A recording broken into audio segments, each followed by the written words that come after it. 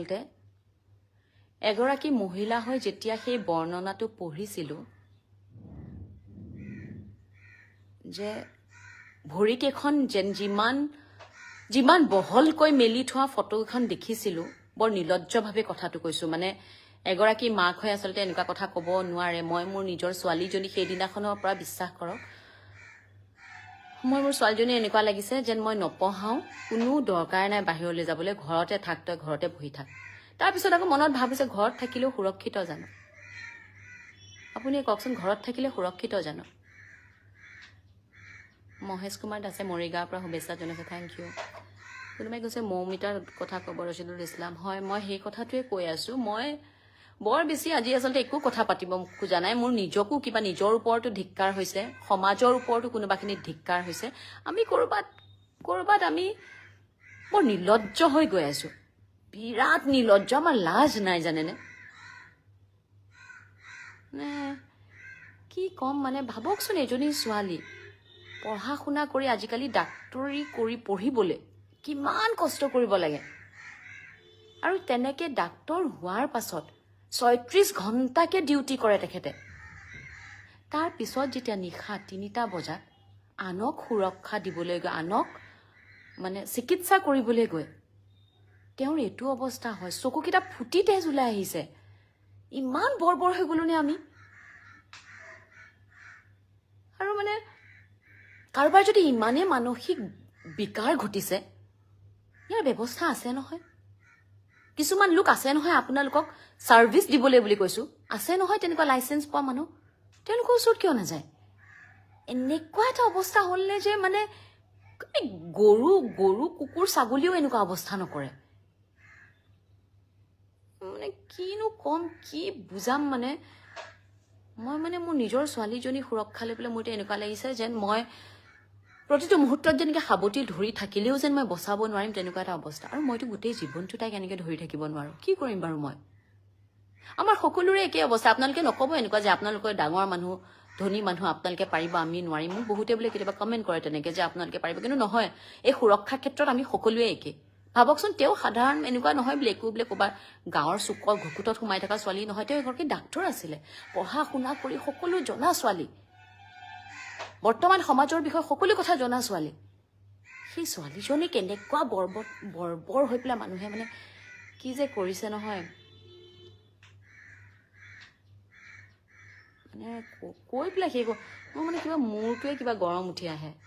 এতিয়া শাওণ মাহ বুলি কওঁ আমি শাওণ মাহ চলি আছে আমি প্ৰভু শিৱ বাবাক সেৱা কৰোঁ আমি শক্তি পূজা কৰোঁ কেইদিনমানৰ পিছত আহিব নৱৰাত্ৰি আমি ব্ৰত কৰি থাকিম মাক পূজা কৰিম তাৰপিছত আহিব দেৱালী আমি কালী পূজা কৰিম লক্ষ্মী পূজা কৰিম কিন্তু বিশ্বাস কৰক আমি মহিলাক কেৱল পূজাতেই থৈ আছো দেৱী কৈ পূজা কৰোঁ আৰু তাৰ বাহিৰে একো নকৰোঁ আমি দীপালী বৰাৰ ভাই কৈছে সুন্দৰ মন্তব্য বিশ্বাস কৰক মন্তব্য নহয় যদি মাক হৈ মই ভাবো যে প্ৰত্যেকগৰাকী মাক যিসকলে চাই আছে প্ৰত্যেকগৰাকী ছোৱালী আমি যদি ঘৰৰ পৰা ওলাই যাওঁতে এনেকুৱা অনুভৱ হয় যে আমি সুৰক্ষিত হয়নে এই কথাটো যদি আমাৰ মগজত আহিব লাগে নহয় আমি মানুহ হিচাপে আসলতে কৰবাত বৰ বেয়াকৈ ফেইল হলো মানে আমি মানুহৰ শাৰীত নাই এতিয়া এয়া কোনোবাই লিখিছে কৃষ্ণা মানুহক মহিলাক মাতৃভূমিৰ লগত কি লাভ হয় তুলনা কৰে ভাবকচোন আমাক পূজা কৰি নাথাকে জানো কন্যা পূজা আহে নহয় চাবচোন আপুনি দুৰ্গা গোসানী এদিন কন্যা পূজা কৰে নহয় ছোৱালীকেইগৰাকীক বহাই খুব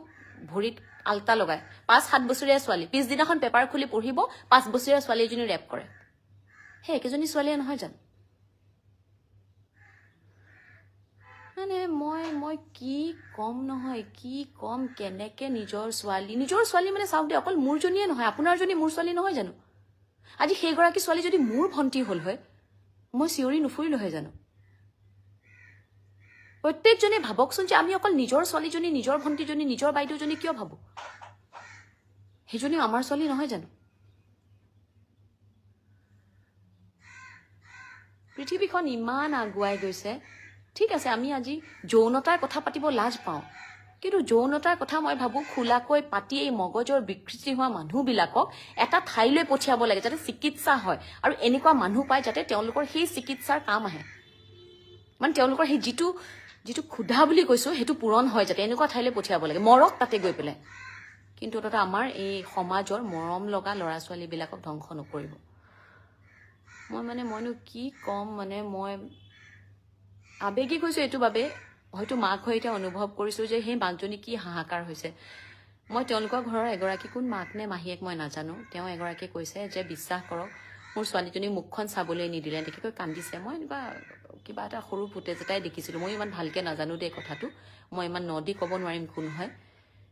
যেনেকৈ কৈছে নহয় শিউৰি যাব আপোনাৰ গাটো এজনী মাইকী মানুহ হৈ তেওঁ কৈছে ভৰিকেইখন কেনেকৈ বহলাই থৈছিলে কৈছে যে ভৰিকেইখন বহলাই থওঁতে কঁকালৰ আমাৰ যিখিনি এটা জইন আছে ন পিছফালে সেই জইনটো বোলে ভাঙা জানেনে ভাঙি পেলাইছে ভৰিকেইখন মেলি মেলি আৰু কি ক'ম মই আপোনাক বৰ লাজ লাগিছে মই এইবিলাক কথা সেইকাৰণে মই যে হয়তো কোনোবাই কৈছে যে আপুনি কিয় নকয় মই নোৱাৰো ক'বলৈ আপুনি ভাবকচোন আপুনি সেই কষ্ট সেই সময়খিনি ভাবকচোন যদি কঁকালৰ এই যিখিনিত আমাৰ ভৰি দুখন লাগি আছে এইখিনি যদি ভাঙি পেলাবলগীয়া হয় কি কৰিছিল চকুকেইটা যদি ফুটাই তেজ উলিয়াই দিয়ে কি কৰিছিল গোটেই গাটো কলা তেজ মৰা কি কৰিছিল আমি সকলোৱে জানো আৰু যে এই যে চবেই যে কৰি আছে ধৰক প্ৰটেষ্ট কৰি আছে খুব ভাল কথা ওলাই আহিছে কিন্তু এই প্ৰটেষ্ট চাবচোন আমাৰ কি হয় জানে আমি 15 দিন এমাহ আমাৰ গাত জুইটো জ্বলে নহয় তাৰপিছত নাইকিয়া হৈ যায় কাৰণ আমাৰ নহয় নিজৰ মোৰ গাতটোতো লগা নাই হৈছিলে কাৰোবাৰ গতিকে 15 দিন কৰিলো এমাহ গলো মোৰো নিজৰ কাম থাকে মই নিজৰ কামত লাগিলো তাৰপিছত আকৌ আৰম্ভ হয় মোৰ মই ক'ত যে সমাধানটো হ'ব আৰু এটা খালি এটা অনুৰোধ মই মোৰ ফালৰ পৰা এটাই বুজি পালো যে আমি আমাৰ ছোৱালীবোৰক ঘৰৰ সন্মান বচাই চলাবি বুলি কোৱাতকৈ আমি আমাৰ ল'ৰাবোৰক প্ৰথমতে শিকাওঁ যে ছোৱালীবোৰৰ সন্মান বচাই চলিবি মই মোৰ ল'ৰাটোক যাতে শিকাওঁ যে তোৰ ভনীয়েৰ যিজনী আনৰ ঘৰৰ ছোৱালীজনীও একেই মৰমতে ডাঙৰ কৰেও চবৰে একেবাৰে কলিজাটো হয় সেই ছোৱালীকেইজনী এনেকৈ আঘাত নিদিবি সেই কথাটো মই মোৰ সন্তানক মই সদায় কওঁ মই নাজানো ডাঙৰ হৈ কি কৰিব মই আজি এনেকুৱা নকওঁ যে মোৰ ল'ৰা ছোৱালীকেইটা বৰ ডাঙৰ বৰ ভাল মই সাংঘাতিক কিবা কৰিছোঁ কিন্তু মই সদায় বুজাবলৈ চেষ্টা কৰোঁ শিকাবলৈ চেষ্টা কৰোঁ সি যাতে অন্ততঃ নিজৰ ভনীয়েকক যিধৰণে মৰম কৰে আদৰ কৰে যত্ন লয় আন এগৰাকী ছোৱালীৰ প্ৰতিও যাতে সেইটোৱে থাকে তাৰ দায়িত্ব আহকচোন আমি সকলোৱে আমাৰ নিজৰ ল'ৰাবোৰক এইটো শিকাওঁ কি ঠিক হয়তো সিহঁত যেতিয়া ডাঙৰ হৈ পেলাই কাইলৈ পঢ়িলে 21-22 বছৰীয়া হ'ব তেতিয়া চাগে সমাজখন অকণমান ভাল হ'ব যদি এই একেটা মানসিকতাতে সিহঁত ডাঙৰ হয়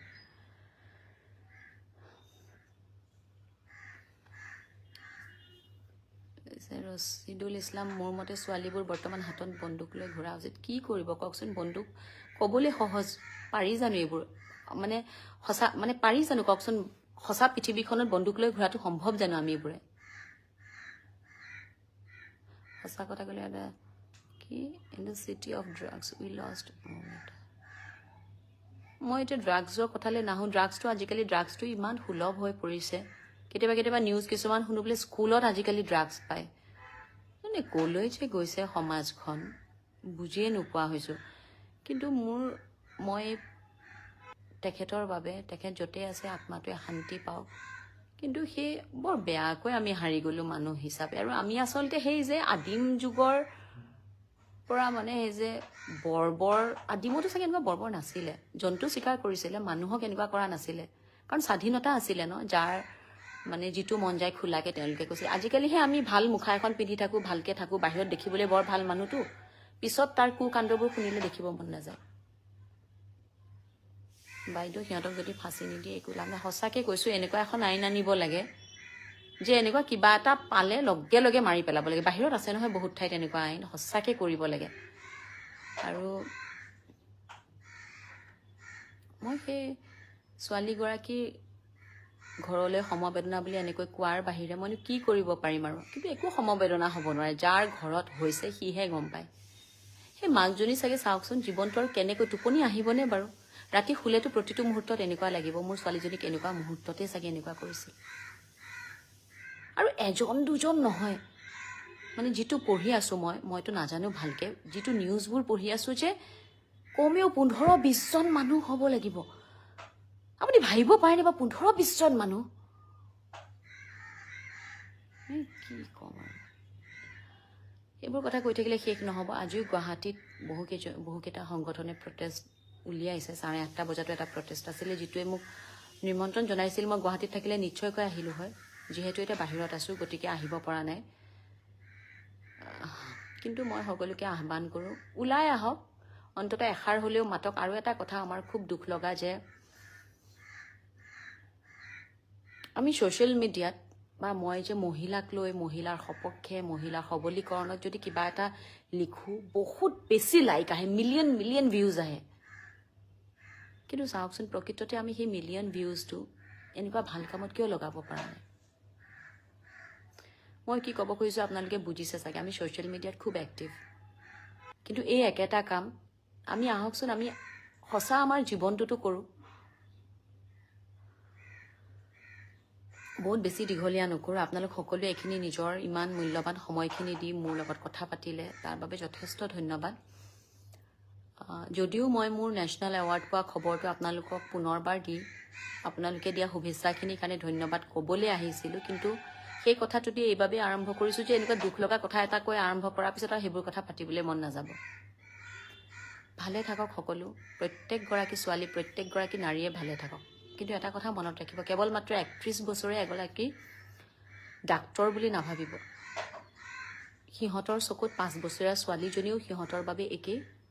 60 বছৰীয়া বয়স্ক মহিলাগৰাকীও একেই সিহঁতে কাকোৱে এৰি নিদিয়ে আমি সকলো সাৱধান হ'ব হ'ল আৰু এটা আমাৰ মহিলাৰ এটা দুখৰ কথা আমি মহিলাৰ শত্ৰু বুলি ক'ব লাগিব চাবচোন বহু ক্ষেত্ৰত এনেকুৱা কথা থাকে যে আমি মহিলাইহে মহিলাক পিছ পেলাই দিওঁ কৰবা এটাত পঢ়িলো বোলে তেওঁক বোলে এনেই কোনোবাই ভাবিয়ে কৈছে নে হয়ে নাজানো তেওঁক বোলে সেইটো সময়ত বোলে তাতে এগৰাকী মহিলাও উপস্থিত আছিলে মই নাজানো অৱশ্যে কথাটো কিমান সঁচা কিন্তু এনেকুৱা হ'ব পাৰে নেকি বা এগৰাকী মহিলা ভাবকচোন আমাৰ এজনী কোনোবা এজনী সেই সময়ত তাত উপস্থিত থাকিব পাৰিলো হয় নেকি বাৰু মোৰতো মনে নকয় যে এজনী মহিলা থাকিব কিন্তু যদি আছিল কি অন্তৰৰ মহিলা বাৰু সেইজনী কি কলিজা বাৰু সেইজনী বাৰু হৃদয় বুলি কিবা বস্তু আছেনে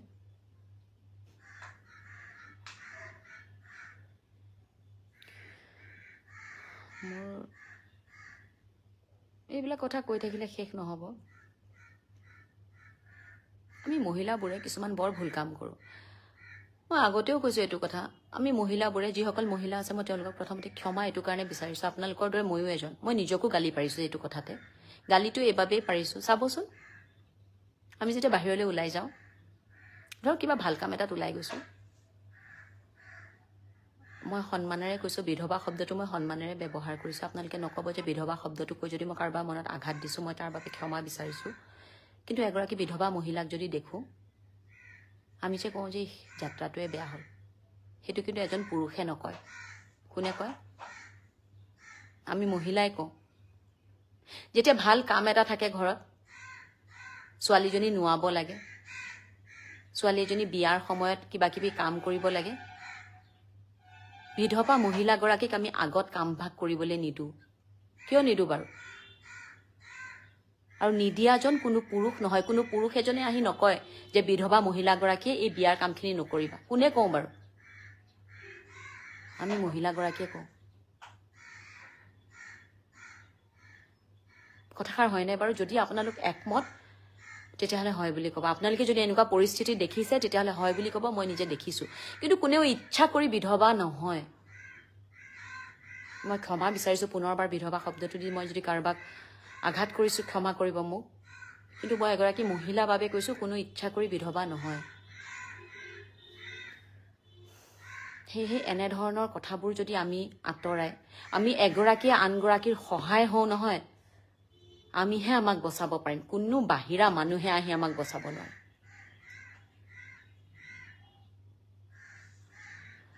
এই কথাকেইটা মোৰ মনত সদায় খুন্দিয়াই মই আজি যিকেইটা কথা কৈছোঁ বহুতে হয়তো গালি দিব মোক বহুতে ক'ব যে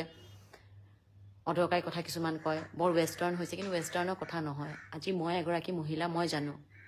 সেই কষ্টখিনি মই অনুভৱ কৰোঁ যে এগৰাকী মহিলাৰ কেনেকুৱা হ'ব পাৰে তেওঁ মন নাযায় জানো ভাল কাম এটাত আগভাগ ল'বলৈ তেওঁ মন নাযায় জানো কিবা এটা ভাল এটা সময়ত ওলাই যাবলৈ তেওঁ যদি ওলাই যোৱা দেখাৰ লগে লগে মই যদি ভাল কাম এটা ইছৰাম কাক দেখা পালোঁ বুলি কওঁ কেনেকুৱা লাগিব বাৰু মানুহজনী তেওঁ জানো ইচ্ছা কৰি বিধৱা হৈছে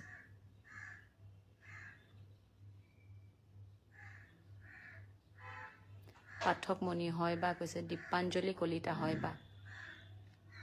Altaf Hussain congratulation thank you Sumit Bhowal হয় বা ঠিক কৈছে সিমৰান চলিহা থেংক ইউ এই কথাকেইটাৰ কাৰণে মই কৈছোঁ যে আমি আমাৰ সহায় হওঁ আহক প্ৰত্যেকগৰাকী মহিলাই প্ৰত্যেকগৰাকীৰ হাতত ধৰি এইবাৰ কিন্তু এইটো প্ৰতিবাদ এনেকৈ শেষ নকৰিব মই যোনে যেনেকৈ প্ৰতিবাদ কৰে মই উভতি অহাৰ পিছত যদি অসমত কৰে ক'ত কৰে মোক জনাব মই থাকিম এই প্ৰতিবাদ এনেকুৱা নহয় যে হ'ব দেখাই পেলাই কোনোবা এজনক দি কিবা এটা ফাঁচি দিলে এনেকৈ নহয় সদায় সদায় আমাক ৰেপ কৰি থাকিব সদায় গতিকে আহক এইবাৰ আমি সকলোৱে একেলগে মাত মাতোঁ সজোৰে মাত মাতোঁ আৰু এগৰাকী আনগৰাকীৰ পুনৰবাৰ কৈছোঁ সহায় হওঁ সকলো ভালে থাকক ভগৱানে এনেকুৱা পৰিস্থিতি আৰু নানক আমি যাতে কোনো আমাৰ সন্তান ছোৱালী বোৱাৰী মাতৃ কাকো হেৰুৱাবলগীয়া নহয় মাতৃলৈকে কৈছোঁ নিলজ্জভাৱে মাতৃ শব্দটো কৈছোঁ মানে সকলো ভালে থাকক আৰু ইয়াৰ কিবা উচিত ব্যৱস্থা এটা হওক আৰু চাবচোন ভগৱান আছে এতিয়া হয়তো সেই কালপিতখিনি নোলাব পাৰে এদিন কিন্তু ওলাব আৰু সিহঁতে নিজৰ মতে শাস্তি পাব ভগৱানৰ ওচৰত প্ৰাৰ্থনা কৰিছোঁ মই খুব ভগৱান বিশ্বাসী মই ভগৱান মানে মই এটা শক্তিক বিশ্বাস কৰোঁ যিটো শক্তিয়ে আমাক চলাই আছে আমাক শুদ্ধ পথ দেখুৱায় গতিকে নিশ্চয় তেওঁ এটা পথ দেখুৱাব আৰু অতি সোনকালে দেখাওক পুনৰবাৰ সকলোলৈ ধন্যবাদ আকৌ এবাৰ কওঁ যে আইমি বৰুৱা বুলি যিটো নিজকে ক'ব পৰা হৈছোঁ আজি নামটো উচ্চাৰণ কৰিব পাৰিছোঁ আপোনালোকৰ বাবে আপোনালোকে দিয়া আশীৰ্বাদৰ বাবে সদায় আশীৰ্বাদখিনি যাতে কৰি থাকে আৰু যদি কেতিয়াবা ভুল কৰোঁ যি ধৰণে সমালোচনা কৰি আঙুলিয়াই দি আগবাঢ়ি যাবলৈ সুবিধা কৰি দিছে সদায় কৰিব আৰু সেইখিনিৰ বাবে আচলতে আজিলৈকে মই এনেকৈ চাগে থিয় হৈ থাকিব পাৰিছোঁ পুনৰবাৰ সকলোকে ধন্যবাদ জনাইছোঁ আজিলৈ আহিছোঁ নমস্কাৰ